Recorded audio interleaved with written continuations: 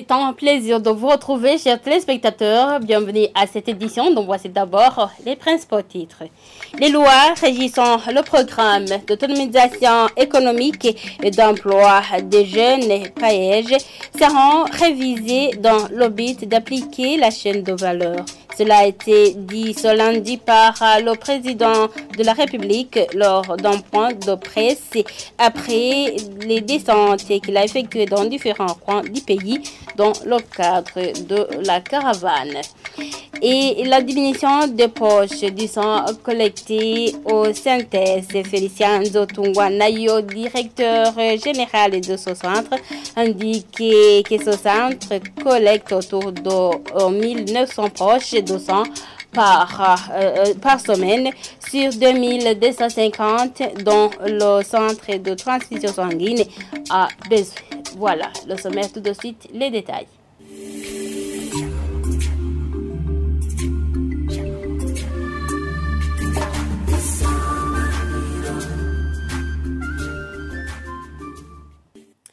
Bienvenue encore une fois à le projet de nourrir les enfants vulnérables en provenance des familles débattoirs qui a été initié par Chancela Bamouhaye dans le but de diminuer l'abandon scolaire suite à la malnutrition a été classé premier parmi les projets qui ont été appuyés par PAEJ. Lors des cérémonies Ingrebuti Day, au cours desquelles ont été présentés ces projets ce lundi, le chef d'État a remercié tous les jeunes qui fournissent des efforts pour leur autodéveloppement. Le point avec Jean-Marie Vianney, Gendakuman.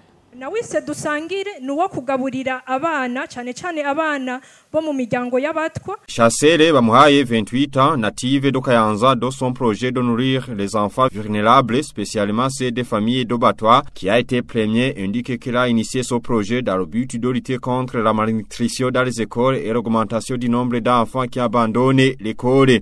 Rero umugambi wanje mon projet est intitulé Dusangire, qui veut dire partager, car c'est un projet pour nourrir les enfants, spécialement les enfants qui viennent dans des familles débattoirs, dans l'objectif de lutter contre l'augmentation du nombre d'enfants qui abandonnent l'école à cause de la faim et de lutter contre les maladies qui proviennent d'une mauvaise alimentation chez les enfants de moins de 5 ans. Pour pouvoir atteindre cet objectif, nous rassemblons des moyens à travers les réseaux sociaux, ce qu'on appelle fundraising en anglais.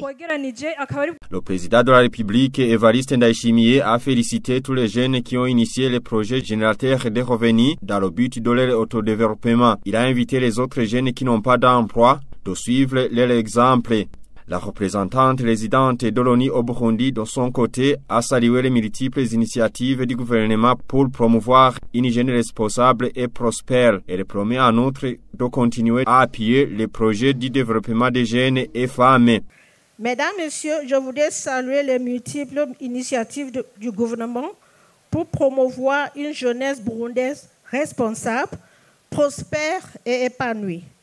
Quelques-uns des programmes, projets et politiques sont le programme d'autonomisation économique de l'emploi des jeunes, la banque d'investissement pour les jeunes et la banque d'investissement et de développement pour les femmes.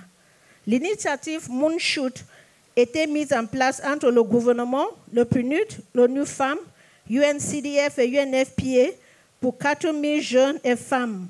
D'autres investissements ont été déployés par le gouvernement du Burundi et ses partenaires afin de renforcer la résilience et la participation des jeunes aux efforts de développement du Burundi. Parmi les 10 projets qui étaient en compétition, Ingrebuti Day, le premier a reçu une enveloppe de 20 millions de francs, le second 15 millions, au moment où le troisième a reçu une enveloppe de 10 millions de francs.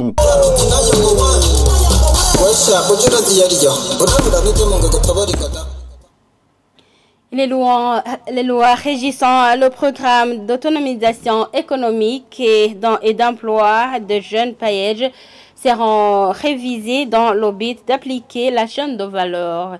Cela a été dit ce lundi par le président de la République lors d'un point de presse après les descentes qu'il a effectuées dans différents coins du pays dans le cadre de la caravane baptisée Ingebuzo Évariste Ndayishimiye précise que les capitaux de Paej ne devraient pas être remboursés dans les caisses de l'État, mais pour d'autres projets que de promouvoir à la jeunesse.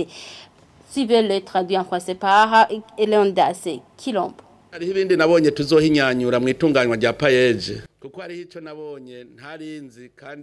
J'ai remarqué quelque chose de très important dans Paej et que nous devons faire ensemble avec le ministère des Finances.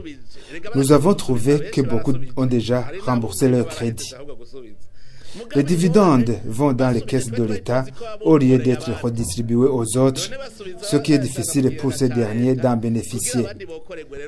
Nous voudrions que ces crédits soient distribués par Paej et remboursés par les bénéficiaires et redonnés enfin aux autres pour que ce projet soit pérenne et durable. Mais tous les crédits ont été déjà remboursés et décaissés par Paej. Ce qui est difficile pour Paej de donner aux autres ayants droit. Nous avons alors enregistré un retard. Il y en a qui ont remboursé un crédit de 25 millions. Ce crédit serait profitable aux autres, mais en vain. Nous avons remarqué où Paej a mal fonctionné tout au début du projet, et beaucoup pensaient qu'il s'agissait de fonds perdus. Mais ces sommes d'argent sont là, et celles qui ne sont pas encore recouvrées, ils seront remboursés systématiquement chaque mois.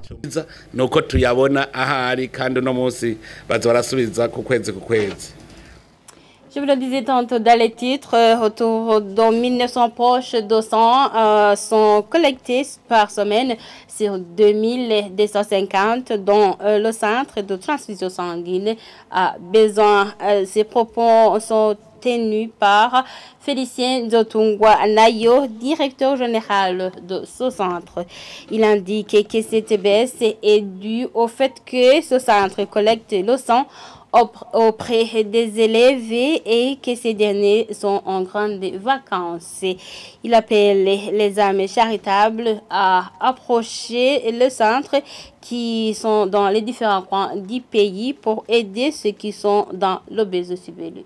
Quand les élèves sont en vacances, le nombre de sites que nous collectons par jour diminue. D'autant plus qu'il faut collecter dans des endroits où beaucoup de personnes sont rassemblées. Et durant cette période, nous faisons recours aux institutions ou aux églises pour pouvoir avoir cette plage de collecte de sang. Donc, il nous est difficile de faire des collectes durant toute la semaine. Donc, il y a des jours qui sont ciblés pendant la semaine et qui sont de convenance avec ces institutions ou ces églises. Donc, nous remarquons durant cette période une diminution de la moisson. Donc, à titre d'exemple, c'est que pour la semaine passée, nous avons pu atteindre à peu près 1900 poches qui ont été collectées comparativement à notre cible. Donc, ce qui signifie que la moisson est en deçà de ce que nous attendons par semaine.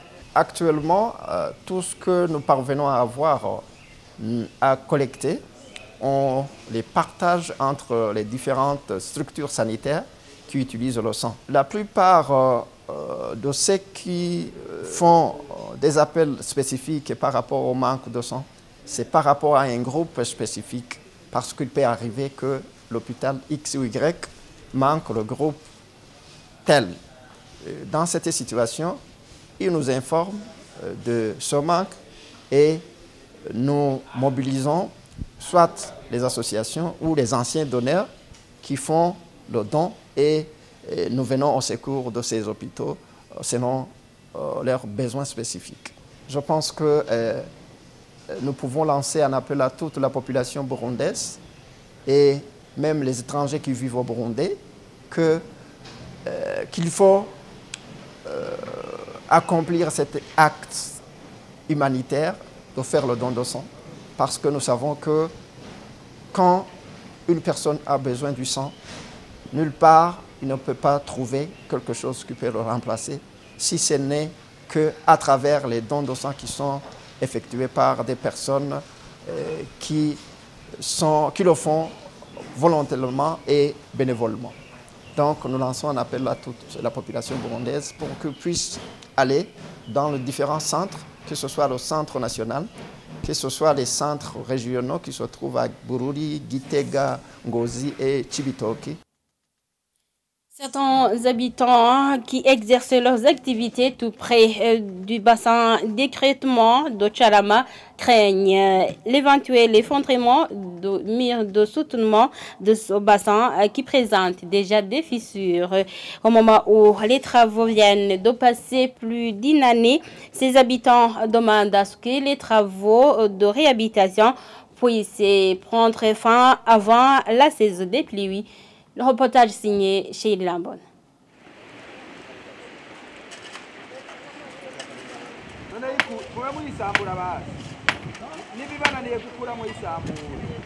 Arrivé sur la rivière Gasenyi, exactement à Gatunguru, ce que s'est remarqué, c'est que les travaux sur cette rivière sont en cours. De même à Tcharama, des travaux d'extraction de la boue dans le bassin qui recueille l'eau de cette rivière étaient en train d'être exécutés par des manœuvres. La population exerçant leur activité tout près de ce bassin salue l'initiative du gouvernement de réaménager encore une fois la rivière Gasenyi. Selon eux, ces travaux les protègent des incidents qui se sont passés dans le temps.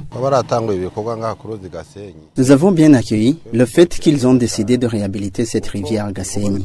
Car avant, l'eau envahissait nos ménages. À chaque fois que la pluie survenait, les gens prenaient peur, surtout ceux qui sont en bas de cette route. Nos maisons étaient emportées de même que nos avoirs. On ne pouvait rien entreprendre ici. Même s'ils saluent cette initiative, ces habitants de cette localité témoignent qu'ils ont du souci à cause des fissures qui se dessinent petit à petit sur le mur de ce bassin. Ils craignent le pire et demandent à ce qu'il soit réhabilité avant la saison des pluies. Qu'ils renforcent ce mur pour que ces fissures disparaissent. Car si une fois il y a un incident, les gens aux alentours de cet endroit pourront avoir des problèmes. Surtout que l'eau commencera à se stocker dans le bassin et qu'elle se videra de ce bassin avec beaucoup de pression. Lorsqu'ils ont pris l'initiative de construire ce bassin, ça nous a rendu service. Mais maintenant, on y voit des fissures. Nous demandons aux bienfaiteurs d'envisager de réhabiliter encore une fois ce mur. Ces travaux d'aménagement de la rivière Gasenyi sont en train d'être effectués depuis le mois de juillet 2023. Ils étaient censés durer 6 mois.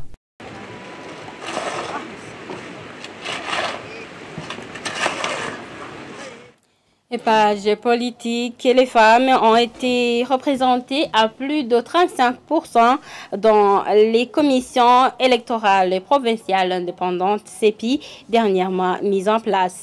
Précision apportée par le commissaire chargé de la communication à la commission électorale nationale indépendante CENI au moment où la présidente de l'association des femmes rapatriées, Afrabo en sigle, avait récemment estimé qu'elle était représentée à 20%. François Bidimana clarifie en outre que la loi n'autorisait pas la CENI d'aller au-dessous de 30% dans la mise en place des démembrements de cette commission. Suivez-le.